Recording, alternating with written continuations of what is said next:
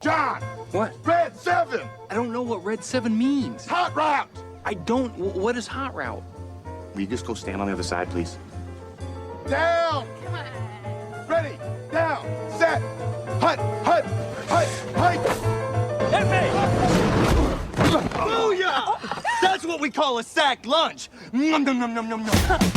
It's time for the Soonerscoop.com postgame show presented by Eskridge Lexus in Oklahoma City. Eskridge Lexus is the official travel partner of Soonerscoop.com podcasts. Now, here's your road crew, Carey, Eddie, and Bob, wrapping up all the action and reaction from this week's game.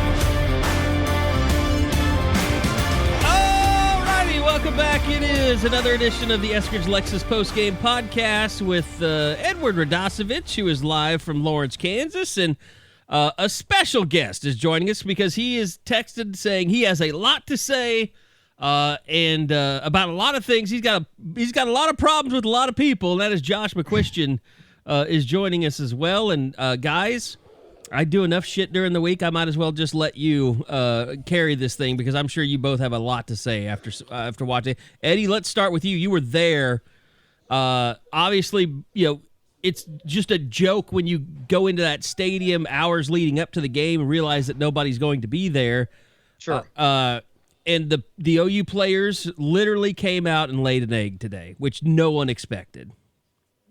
How many times have we been up here, Carey? 6, I think, in coverage as far as covering the team and with Sooner Scoop and stuff like that. This was the first time that it's ever come close enough to where you go, oh my God, I think that they might get beat today. It was a massive failure on a bunch of levels. Like even the first, I tweeted it out and it was kind of in jest, but even after the first series of the game, it was like, this is a complete failure.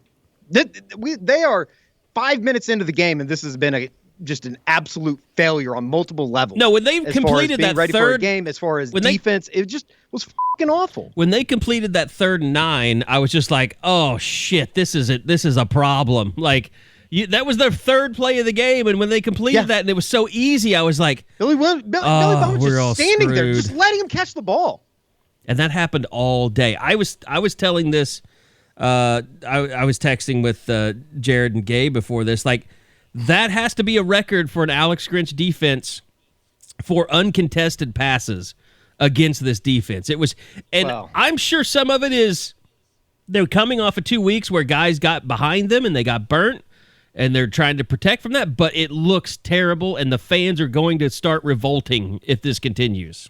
Well, the thing about it, and Josh, I'll kind of lead into you for this, but they've now gone, basically, I mean, Nick Bonito gets the sack at the end of the game in the fourth quarter when the game's over, basically. But they've now gone, for the better part of the last 10 to 12 quarters, defensively, they've had no pass rush for about 9 of them. I mean, outside of the second half in Texas, for the last 3 games, they've got nothing out of the defensive line as far as the pass rush goes. And I think it makes everybody's job a little bit harder. So, I mean, they got problems.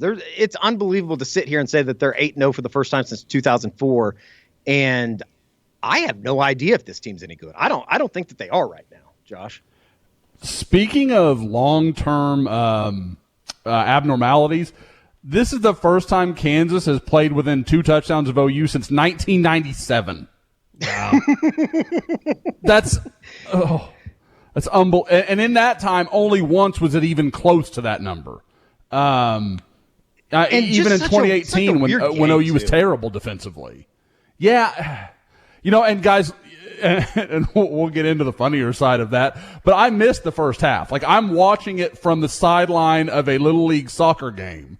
And people are checking in with me because Tiffany's out of town and we play on a team with some of our friends, and they're like, so how's it going? Because they know, I'm like, shit, I really shouldn't be here doing this, but I kind of didn't want to miss her game, didn't want her to miss her game. Sure. So I'm kind of there and I'm invested, and my friends are checking on me like, is it going okay? I'm like, yeah, Kansas went down 7-0, no big deal, whatever, stuff will happen sometimes. I'm like, it's 10-0 at the end of the first quarter, and you're like, you keep being like, okay, this can't really be happening, can it? And Tiffany's texting me from Colorado. She's like, I saw the score. I'm so sorry. I'm so sorry. And I'm like, it's fine. This is not your fault just because you left. So, I mean, it was the damnedest game I've ever seen. For what I did see. There's 3 minutes left in the first half, and you look up, and they're running out for their second possession of the game offensively. It was just another one of those games, but it goes back to an inability to play any type of defense and get off the field on third down. What was Kansas in the first half? 7 for 9 on third down, and those weren't like 3rd and 1s or 3rd and 2s. They were converting 3rd and 8s, 3rd and 6, 3rd and 12s. They had a 3rd and 10 that they completed with a 15-yard pass. It's just, I don't want to say it's worse than it's ever been defensively, but Jesus it's Christ, not far off. Terrible. It's not far off. Guys, I mean, does the question have to start to be asked? I mean, is this the answer on defense?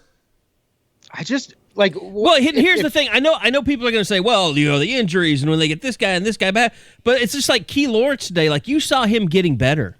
Like I think he's getting better. Yeah. You can't say the same thing for Latrell McCutcheon. You can't say the same thing for they haven't played Joshua Eaton enough for us to really determine that. They need to play him more because Billy Bowman is just in his second start at corner. So yeah, I get it, but still, is it crazy to say that Latrell McCutcheon probably saw better offenses in the Austin area in high school last year? You can't tell me that some of those Kansas receivers that he didn't see better players at the high school level last year. I think he's going through I think after that Texas game, he might be going through a little mental thing with, just getting beat deep and blowing assignments. And he might just be kind of in that phase where he's thinking a lot more than he's playing. I feel like that's just been an excuse now for like the last 7 years. Oh, he's going through something. Like, fucking nut up and play defense. You're on a team that's not ranked in the top 5 in the country. I'm sick of that shit. Well, if it was Jaden, if it's Jaden Davis, soft. then you have a point. I mean, Latrell McCutcheon's a freshman. Like, he should be able to walk in and with that type of confidence, and maybe it is something like that, but you would just think that at some point enough would be enough. I mean, the first half was just I honestly think that's the worst half of football I've ever seen Oklahoma play. And that's going back into the 90s because you didn't expect anything from those guys. This group it's just like their heads start spinning and then they just start feeling down for themselves. Bullshit. It reminded me of that Tulsa game in was it 2002 when OU was up like 3-0 at halftime on Tulsa? Yeah. And it was the same. You're just like, this is terrible. This is a terrible product. I don't know what to do with it. Like, again, and I mean, some of it was I had to go back and be like, oh yeah, this was as bad as it looked on. I kept thinking like, oh, they're a little. No, Kansas hit OU in the mouth in the first half. Just beat them up front.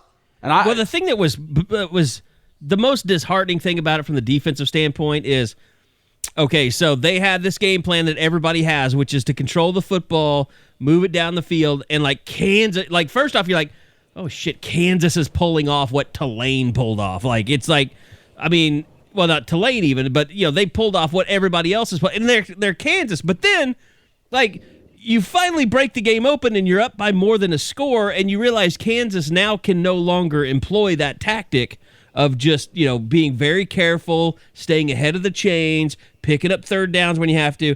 And what happens? They just go right down the field, just throwing the ball, just trying to catch back up. I mean, it's like, you're like, what can't you do against this defense? You basically employed every tactic that you have to employ, and you've had success with it.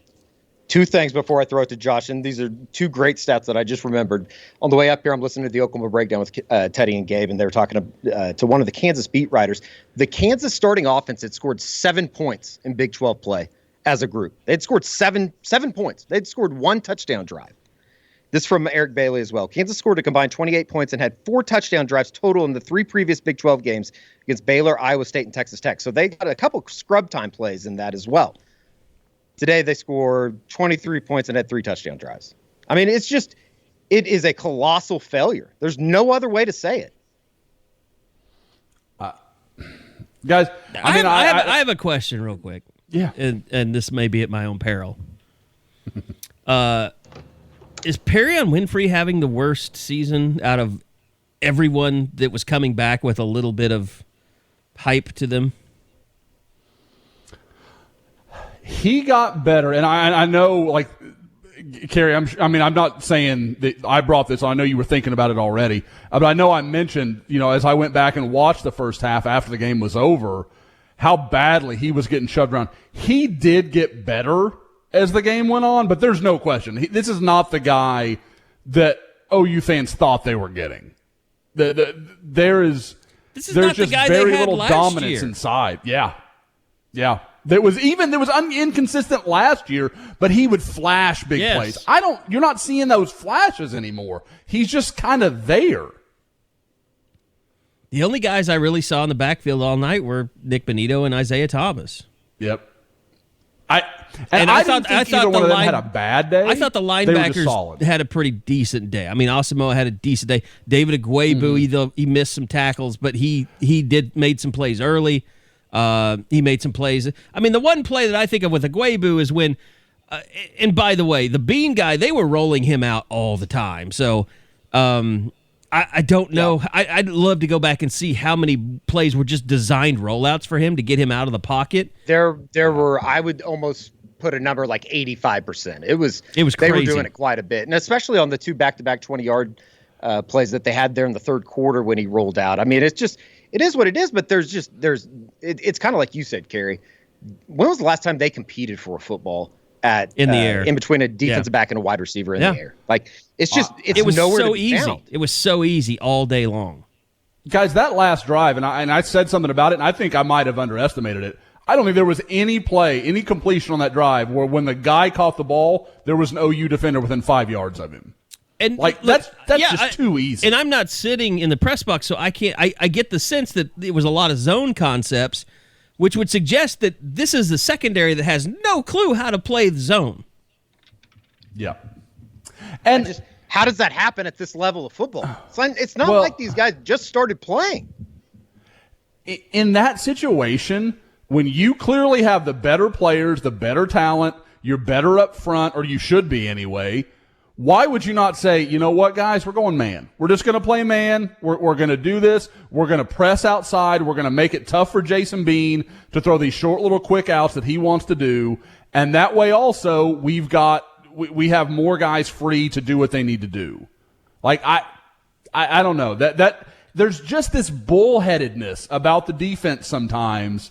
And I don't know. Like, when you look at things and what's happening, they just don't add up. Well, and it's just like the linebackers are just standing around in coverage. I mean, they're awful. I mean, they're just letting people run in and out of an area without even checking them. It's just like, okay, I've got this part of the field, but I don't move. Like, this is my part of the zone. And if they throw it right at me, I got a chance. But they're never going to do that. They're never going to throw it right at you when you're just standing there. I mean, I don't think there is a more prevalent issue that just consistently – because when I watch them, guys, I think there's some merit to what Grinch says.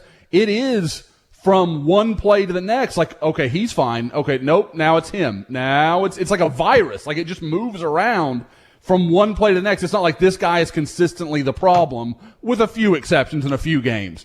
But generally speaking, the problem just seems to be at corner. Like, I don't know, and some of that's injuries. We understand, like, that there are things that are beyond OU's control there, but Kansas should not be testing your second-string corners. No. Like, Latrell McCuistion is a better talent than anybody Kansas put on the field at receiver. And it's not even close. And he looked lost today. Yep. And that makes you – because – you get it, like week one, okay, fine, I get it. It's the old cliche, but they're not freshmen anymore. These guys have played a lot of football, and they've played it pretty much under stress the entire season. Like, there shouldn't be any moment that's just too big. 8 games in. And there's been zero development with the younger players. And take into account that Alex Grinch believes steadfastly in substituting and rotating guys. I mean, to me, Key Lawrence is a perfect example. He's getting better, and I can't say anybody else that's young is. Key Lawrence was their best defender today. Oh, I don't think it's close. It's not even close. And at least he looks like he gives a damn. Some of those guys, and I know it's not everything, but like some of those guys they get beat and they just almost just feel sorry for themselves. They just mope around the entire half. I mean, and I don't get me wrong. I grant Kansas. You guys talked about it when we came in. Kansas is an easy place to fall asleep because it's fucking asleep. Like I get that, but again, there are literally years of track record that say there's other OU teams that handle it just fine. And when you get down by 10, it's like, okay, you've been punched in the face a couple times. You might want to get up off the ground and do something about it. And I don't know but for you guys, again, I wasn't watching it like I was watching it, but like half-heartedly. At that point, I thought, okay, here they go. OU's going to rip off 21 real fast, and then, they'll put this game away. And it just was like, oh, no, somebody will take care. It's like everybody's looking to the guy next to them to go do something instead of let's go make a play. I'm going to go make a play. Well, they come out of the half and, they drive right down the field to get a nice play from Trevin West. You think things are going well, and then what does Kansas do? They put together I'm just trying to look it up. What was that? Well, first off, Jeremiah Hall tried to fumble the ball away, right? And which would have just been another just colossal failure as far as just killing the momentum of the game and the drive. But coming out of halftime, I'm trying to find the exactly what it was 10-play, 75-yard drive after OU cuts it to 10-7. And then all of a sudden it's 17-7. It's kind of like I told you, Carey, before we started. It's like that was the first moment that I was like, holy they're going to get beat by Kansas. Like maybe they should get beat by Kansas because of this. Well, and here's the thing. It's like I think if you're the coaches, you have to strongly protect against any excuses here. I mean, it cannot be like, well, once we get these injuries back, we'll be better. Or, when we're not playing a team that, no one can get up for. Like, just don't make excuses for it. Just like we could all see, it's 8 weeks now. It'll be 9 weeks next week. I'm sure that they knew that they could maybe get like a Jalen Redmond back, or they could get a Delarian Turner, but they were going to hold him out. They held out Mike Woods. It was almost like the message was sent before they got there, like by holding out all those players, like, yeah, we just need to survive and move on from this game. And then our season will start to build from there. It's a very dangerous mindset. And I'm not saying explicitly that they said that, but that's got to be something that creeped into their heads. Like, well, these guys were practicing this week, but they're not going to play in this game just to hold them out and get them healthy for when we play a real opponent. And you know what? That probably says everything that you need to know about the mentality right now. I don't know how. Like, it's good that they won, and I don't want people to come into the press conferences and stuff and act like, they didn't win, because they did. They found a way. Credit to them. But I don't know how anybody in that locker room couldn't or shouldn't have the idea or the attitude of, we embarrassed ourselves today. They're a 38-point favorite, and that's how they played. That's embarrassing. Straight up. I don't care if they did win the game. I don't know. They need a backbone. Yeah, that's the most loss-feeling win I've ever seen. Like, there have been losses that you took more positives away from than that win. I will say this, though. Good Lord, Caleb Williams makes some incredible plays. I mean, just we haven't even mentioned Caleb Williams yet, I just feel like I feel like the day. I feel like we need to talk about something good. I mean, we're 20 minutes in and it's just been a shit fest. But like Caleb Williams today, I mean, whether it was another 4th and short that he broke for a touchdown or ripping the ball away from Kennedy Brooks, I mean, just when it needed, he wasn't great all day. I mean, first half he was terrible. He threw the interception. He's still trying to figure out, the deep pass, whether it's underthrown or overthrown. He's not figured that out yet. But when it comes to nut cutting time, my God, that guy delivers. The two runs are going to get the most attention. But I thought one of the throws to Hazelwood over the middle on a 3rd and 8, I believe, in the third quarter. I mean, that's a big boy play to make that at that moment, because you never know what happens if you don't get that. Yeah, and I want to say that on the broadcast they made note of that. Like, that's a massive throw. It impresses me because, guys, I mean, we all know Jaden Hazelwood's kind of been Spencer Rattler's guy, like both personally on the field, like that you could tell they were pretty close. Well, you could see that they were trying to hook up more than they were actually hooking up to. Though that was the problem. I mean, from the last 2 weeks, yes. Oh, I'm sorry, you meant Rattler. Yeah. Absolutely, yeah. Like Rattler was always trying to get that back shoulder throw established with him, and they never could. And then all of a sudden, Caleb Williams comes in, and Jaden Hazelwood's had 2 of the most productive weeks of his entire career. Yep. And while saying I'll block for 60 runs if I need to. So, I mean, Jaden Hazelwood's living his best life. We've learned a lot about Jaden Hazelwood over the last couple of weeks, and it's a very positive kind of learning experience for him. Yep. I think he needs to come back, but there's part of me that thinks if he will, I think he could have a huge year next year.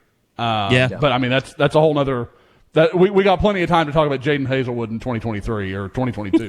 But, guys, just to me, the thing that I said something about it in the report card, is there any question that when Marvin Mims is not making plays vertically, and I mean even just the threat of him, this offense is not the same. It's just not. They struggle to get things going if they can't scare you with Marvin Mims down the field. Well, and I will say this. I mean, I think they need to use Marvin Mims more in short yardage stuff too. But it's pretty clear that the only person not a non-receiver or running back that's catching the ball in this offense is Jeremiah Hall.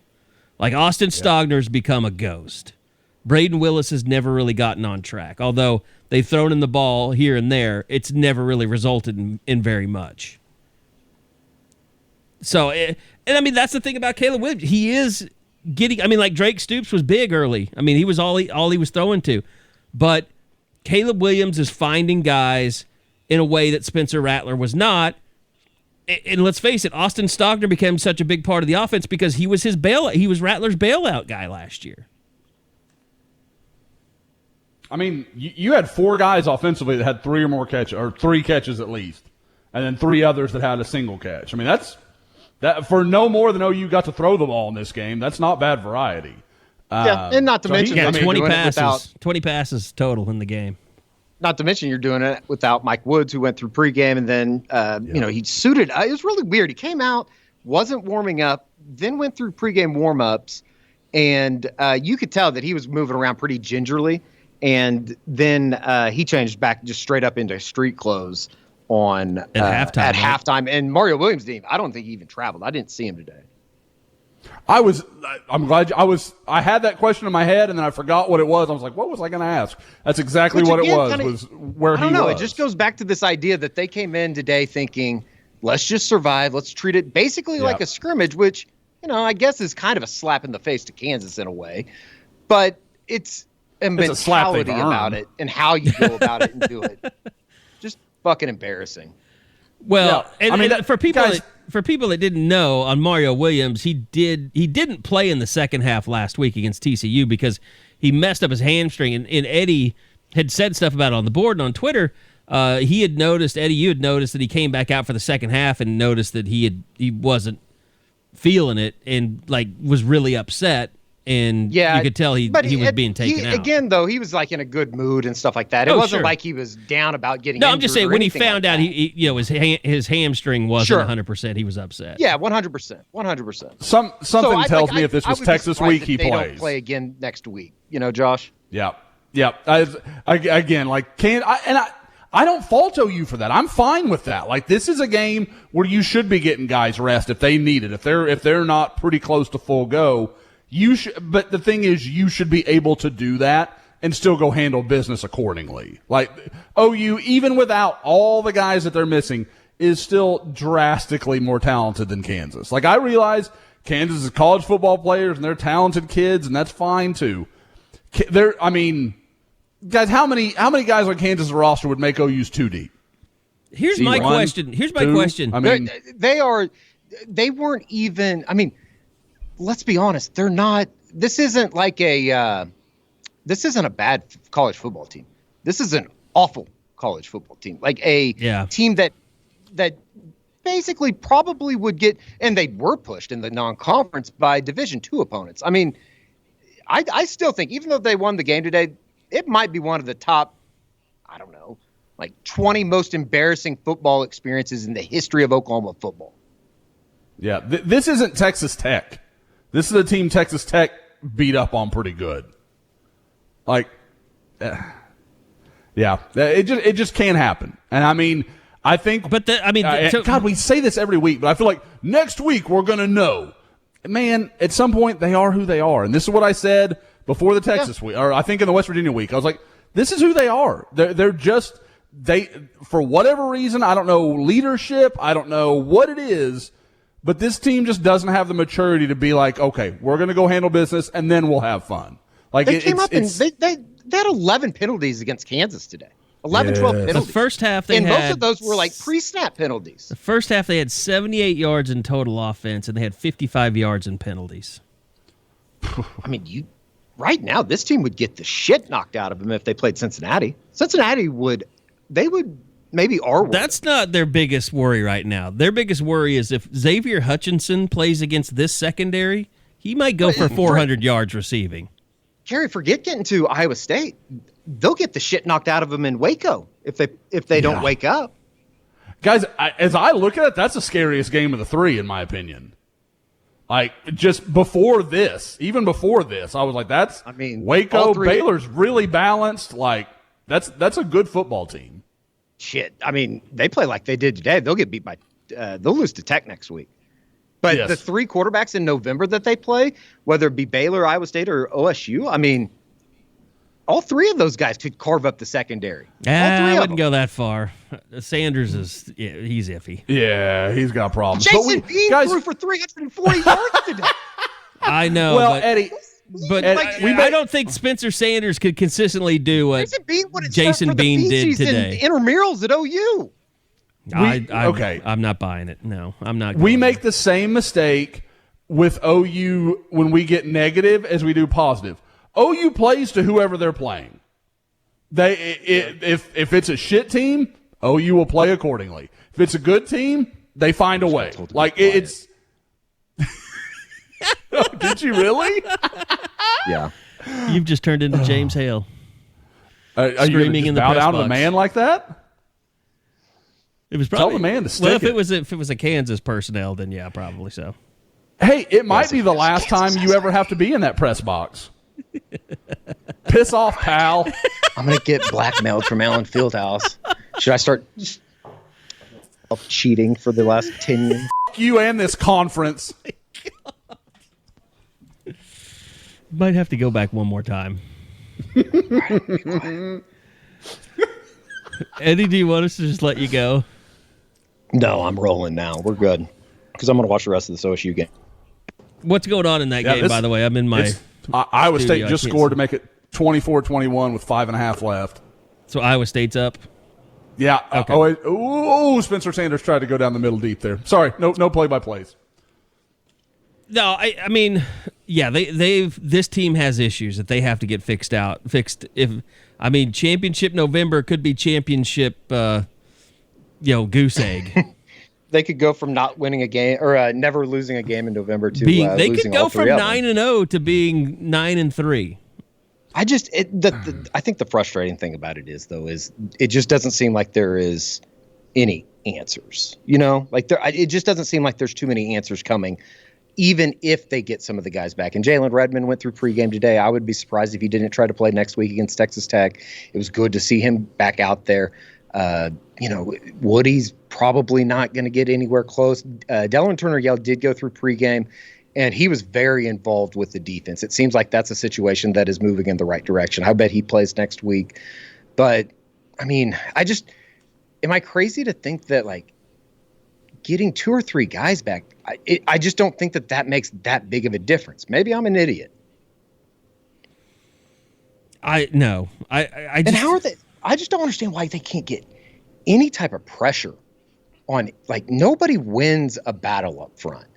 Isaiah Thomas makes some really nice plays. He played the run game really well today, I thought, but they just don't get any type of pressure on anybody, even when they do sit back there. And granted, that's not a lot, but I don't know. It's just it's very frustrating to watch. I completely understand why everybody's so frustrated about it.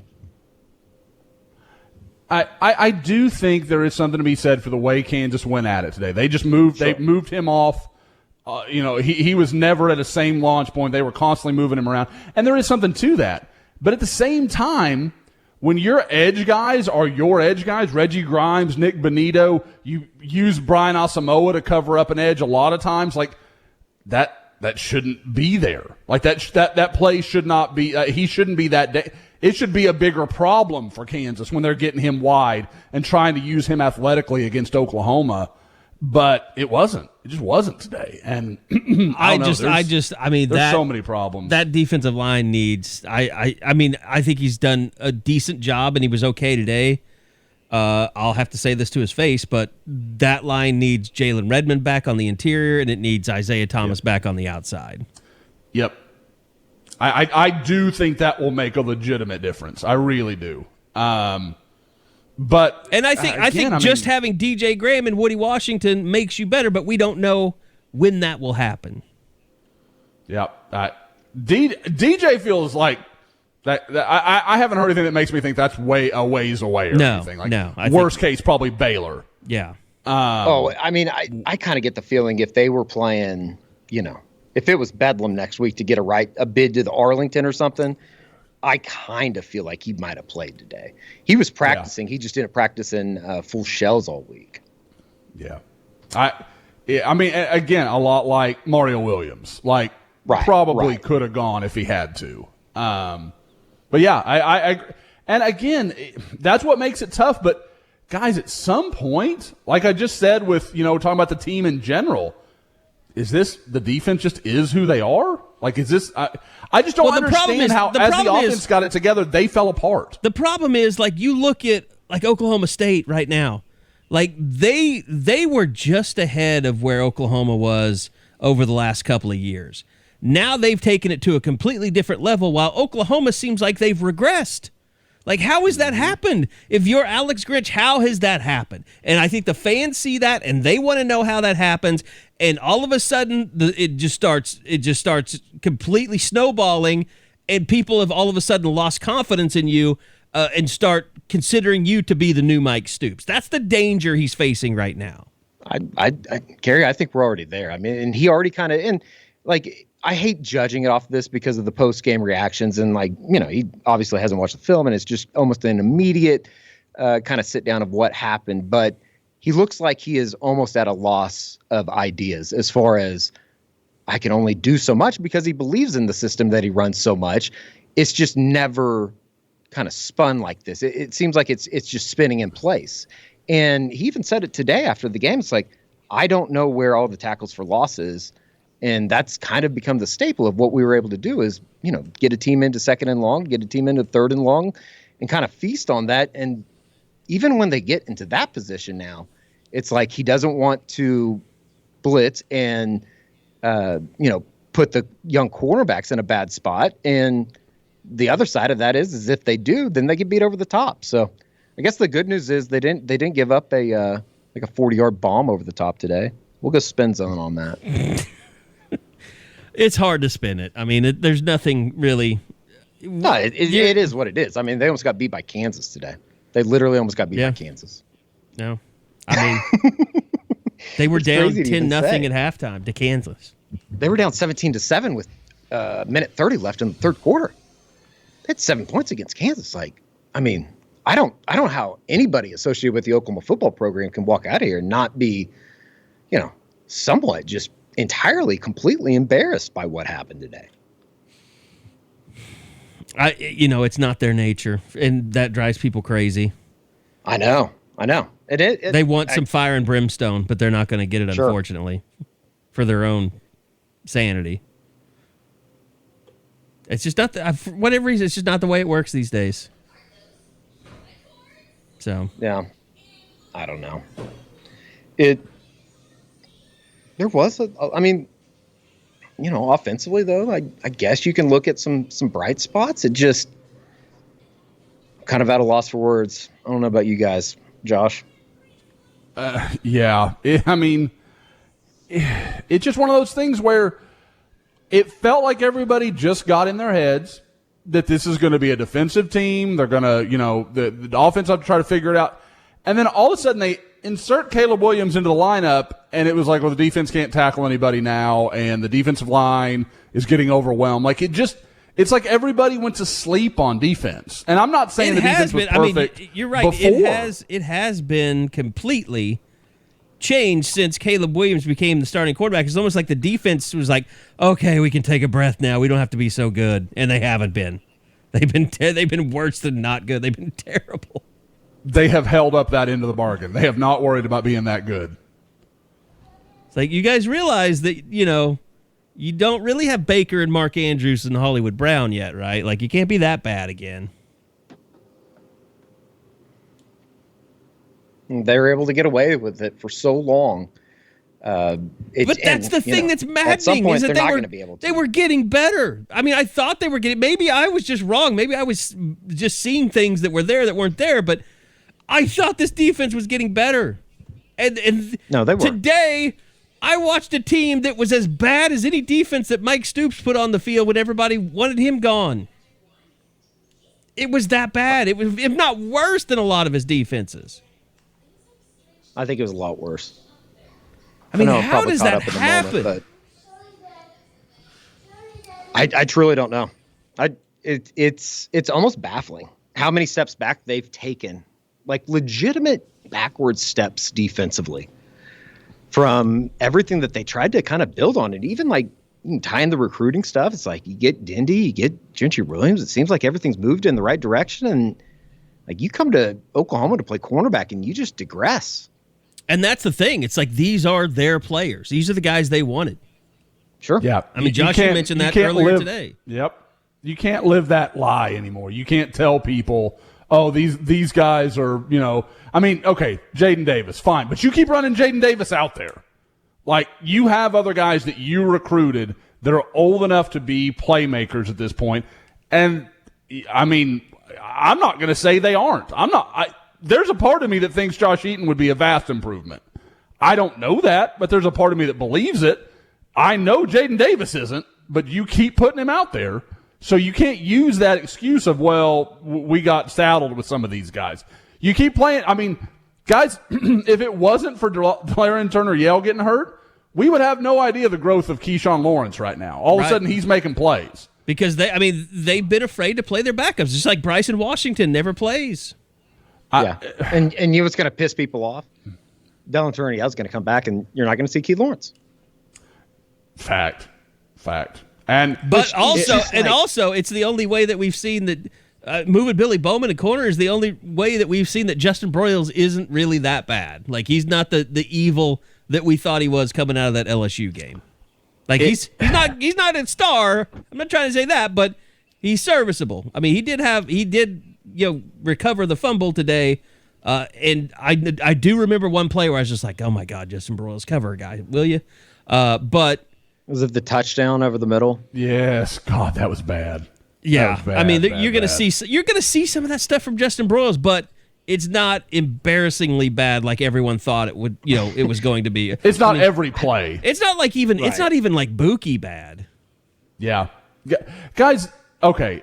Seeing how good we all thought Billy Bowman was as a nickel, and then watching what's happened the last 2 weeks at corner, knowing what we all thought of Justin Broyles, and then watching him work at nickel, through course, different portions of this season, is the nickel just a good cover spot? Like, it's just you can be okay here, almost regardless of who you are.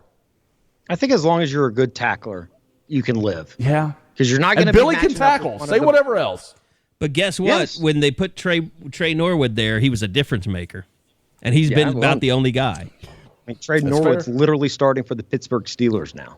And I hate to say this, but Alex Grinch couldn't figure out that Trey Norwood needed to be his nickelback instead of a backup corner to start last year.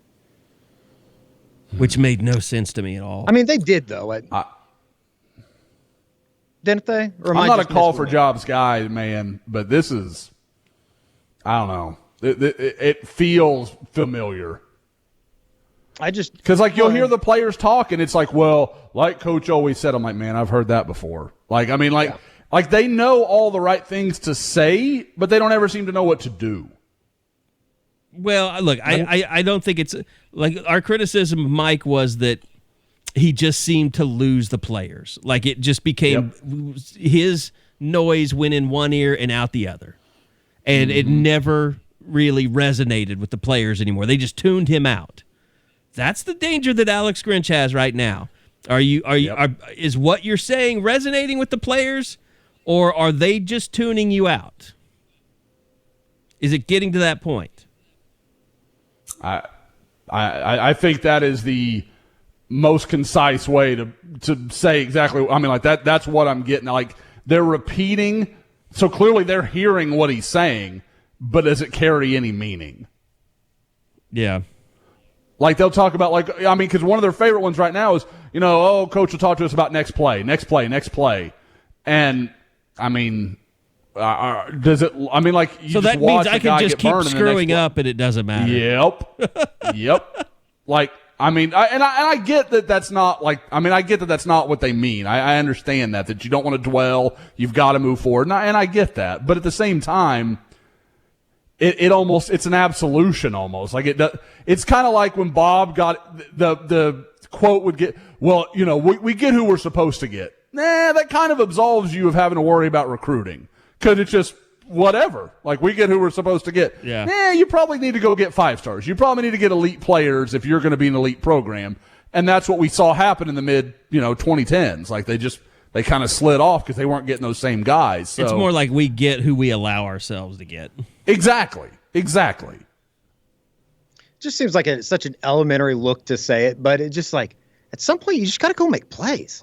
And they just don't have guys that can go make plays, at least not right now.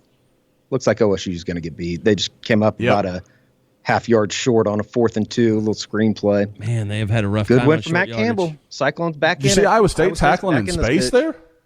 Yeah, that was great. Those are two. They had 2 guys good just waiting for him. Really, and good. guys, I mean, waiting. Yeah, guys, look at. I mean, like, talk about Oklahoma State and Iowa State, like playing really good defense with a bunch of guys that OU wouldn't have sniffed in recruiting. None of these guys were. I told you guys earlier in the week. It's like OU, and I know linebackers like not the biggest problem right now. They would kill for a Malcolm Rodriguez, somebody that just wants to knock the shit out of you. Malcolm Rodriguez is so much better than anyone on OU's roster. Think about Mike Rose at Oklahoma. Sure. You guys know my love affair with Mike Rose is long standing, and sure, that dude, put him next to Asamoah. You got one of the best linebacking corps in the country. I mean, that's just a monster. Asamoah is not playing bad football. We talk about the defense. Not Asamoah is actually, as Oklahoma's defense has slid, he's actually gotten better. I don't really know how to make sense of that, though. Yeah, and they tried. I don't want it to seem like we're calling. It is what it is. We can only judge everybody off of what we've seen over the last couple of weeks, and it is just putrid. It is almost incredible that they've been able to find ways to win these games. Well, and it stuck out today because the offense stunk in the first half. They didn't get any possessions. So, I mean, think about it. They had 2 possessions in the first half. Like when one ended in an interception. So, yeah. If this is going to be who you're going to like, because guys, when he came in, all we talked about was Grinch is about creating big plays, turnovers. Like, he wants to be, I mean, for lack of a better word, aggressive. Well, okay, you could do that, and it would probably work with the offense in its current form. Like, okay, yeah, we're going to give up a few points, but we're also going to create some turnovers, some havoc plays. We're going to get some big sacks. But now, like, it seems like Oklahoma's like, we're going to play off, and we're going to rush 4, and we're going to bend but don't break. Yeah, like, that doesn't work. The problem is we cannot stop you on 3rd and long. Yes, and you're playing into exactly what the offense wants to do with you.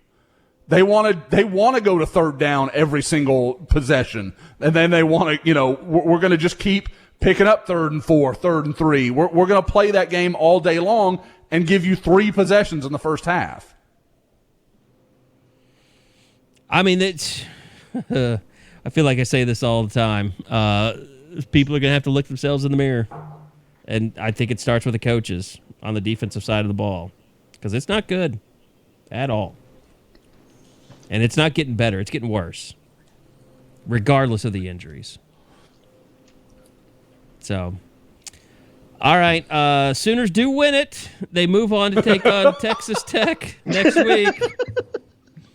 It's like, oh yeah, I guess they did win. I think the body is dead. I think there are some people too that should point out, and myself included, that they did cover in the second half. So, well, if you're playing second half covers, you probably have a lot of what's recovery. What's more pathetic, covering in the second half against Kansas, or celebrating that you covered in the second half against Kansas? Celebrating for sure. OU fans, if you need, and again, I know you've listened to this whole pod. And, you know, I don't know, the rope may be near, whatever it may be. Put it down. You're going to be okay. Clemson's 4-3 and just lost to Pitt. I mean, and lost by double digits to Pitt. It could be worse. With a, air quotes, 5-star quarterback, too. Yes. I mean, guys, we talk about everybody wanted Spencer Rattler. USC didn't offer Spencer Rattler. There were people that had questions about Spencer Rattler. DJ, everybody and their mama wanted DJ. He was a no-doubt dude. I was an impressive shovel pass pick 6 he threw today. Yeah, he's been benched. Now he's been benched. So, and they didn't have somebody like Caleb Williams to come in and save the day. Oh, man. I will say, too, that, after they scored, God, what was it? I think it was to cut it to 17. Was it 17-14 at one point? Right, yes. Yeah. You look over, OU's defense about to run out onto the field, and who's over there giving them a pep talk like, give me the ball back, give me the ball back. Fucking Caleb Spencer Rattler. Oh, okay. My bad. He did seem like he was in a good mood tonight. He did. No, it was Caleb Williams. It's like just little stuff like that. It's almost kind of amazing that he continues to do this as a freshman and as a guy that, seemingly has just been thrown into that spot. Now, he's very comfortable. Do we have a pretty good sights and sound shots of the handoff play? Yeah, I tweeted it out. It's like that play, like I still can't believe that, you can do that because I guess it's behind the line. I understand that. But like watching it live, I was like, I don't think you can do that. At first, well, what's confusing is it's fourth down, and there's the rule that the person who fumbles it has to be the one to advance it. Sure. But it wasn't a fumble, so that didn't qualify for that part of the rule. Just unbelievable. It was crazy, man. I mean, and then for him to rip off the headiest shit I've ever seen. It really is. I mean, unbelievable. I mean, who thinks about doing that to a certain extent? And I loved, Josh, was it you that tweeted talking about like Riley acting like, that's how they play it. He did kind of back off those comments in the post game. It was basically like, that was an unbelievable play. I think is how he said it. But yeah, he tried his best not to give Caleb any credit again tonight after the game. And I still have people telling me that's normal. That's the other normal. One was just as big. This is not normal. What is happening is weird. Yeah. You can't convince me otherwise. Like, and I'm not saying that there's not some motivation for it, but it's going to like. And I said it's like the Lou Brown. He can walk up. He can be like, "That was a hell of a play. Don't ever fucking do it again." Like that. That's fine. You can do that. Like it doesn't have to be like, yeah, whatever. When the entirety of college football media, even like Baker Mayfield was like, "Holy crap." Like, Baker Mayfield acknowledged it was an unbelievable play. Well, I'm sure Lincoln just loves that Kirk Herbstreit has already jumped on his Heisman train, I don't know if you saw College Game Day today. I know you probably were driving to the stadium, Eddie, but literally Kirk Herbstreit, with a round table of everyone, would not stop making a case for Caleb Williams as a Heisman Trophy winner this year. He got himself a crush. Oh boy, it was something. He's gonna have to fight off a lot of people because I want a little bit of that as well. I just didn't think his Heisman moment was gonna come in the fourth quarter in Lawrence. No, if I he has tweeted, I was like, if you'd have told me the play of the year was going to come on 4th and 3 at Kansas. Yeah, no, he's going to have to do something else against Baylor, Iowa State, and Oklahoma State in order for that to happen, I think. So, But he's going to New York. I feel more confident than ever. Like, if you can be that big of a story and that 4. Yeah, they won't, Eddie. I know what you're saying, because I said to one of our staff pick, somebody goes, "Oh, it's going to be 40-27 OU," and I was like, "Bullshit!" Like I was like, "That's ridiculous. That will not happen. Kansas is terrible." And he quoted me in the thread, and I was like, "You're right. I apologize. I was wrong." At the same time, we do. It's like I said earlier. We do this every time. We forget how shitty OU will play against shit opponents, and then we get like, oh, no, this team isn't very good, and then they play a quality opponent, and they yo-yo more than any team in the country.